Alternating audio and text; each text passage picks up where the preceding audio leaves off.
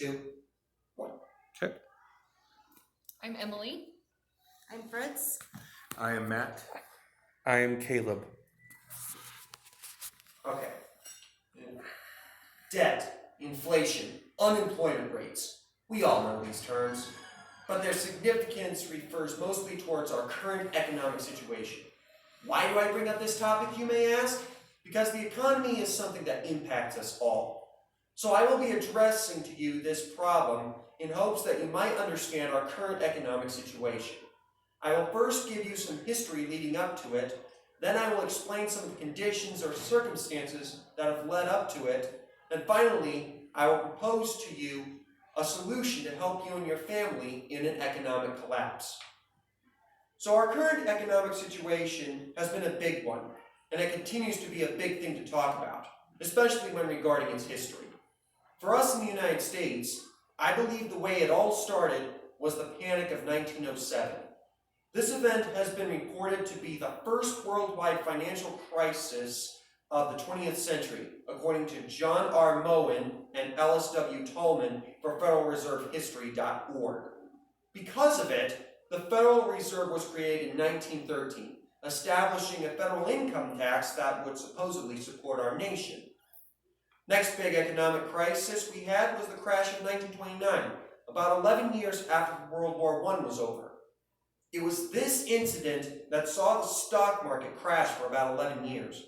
And it wouldn't be until the USA's inclusion into World War II that we would be able to seek some respite. And then there's the moment where President Nixon stated that we were going off the gold standard in 1971. Economists like Mike Maloney have stated that economies that are not backed by gold or some other precious metal are called fiat currencies. Here in the United States, we've been living on what is called a debt bubble as banks continue to print money and continue saying that the economy is great. But recent crises, such as the one in 2008, have proven quite the opposite. Now that we've discussed the history of the situation at hand, it's time to talk about some of the causes to our current economic system.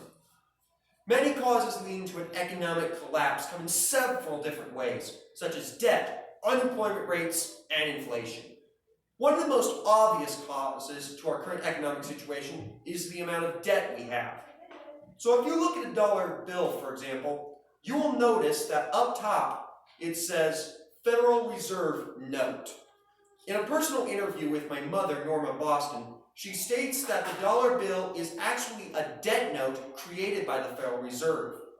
Many of these notes are printed daily to try and keep people occupied with bread and circuses, according to economist Mike Maloney.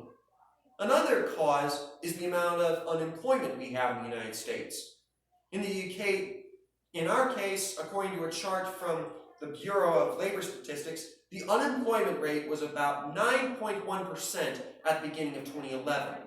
However, it would seem as though this problem may be reducing by the minute.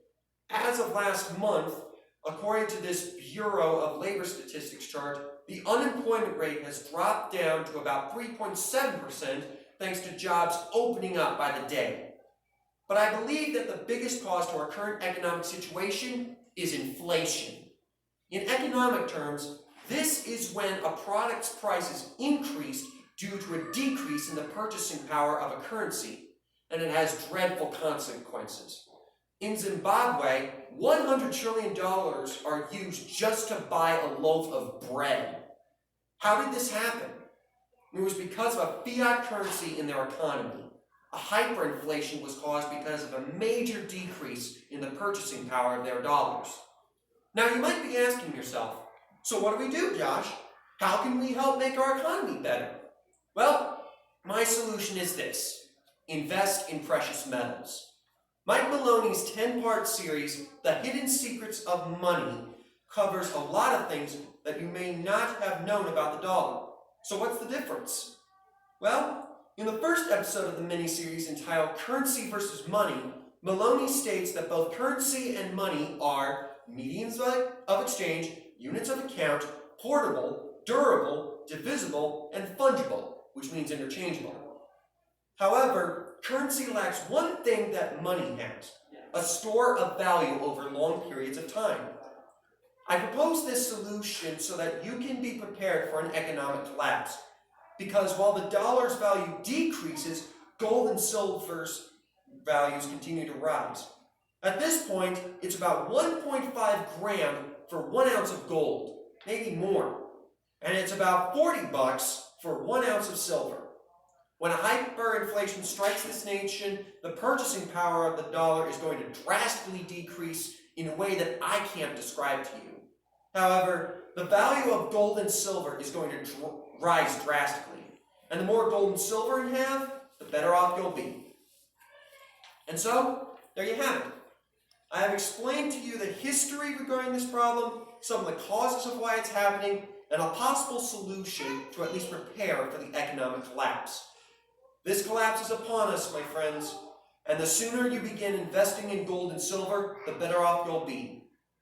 So as Dave from the X22 report on YouTube says, be well, be safe, and especially be prepared. Thanks a lot.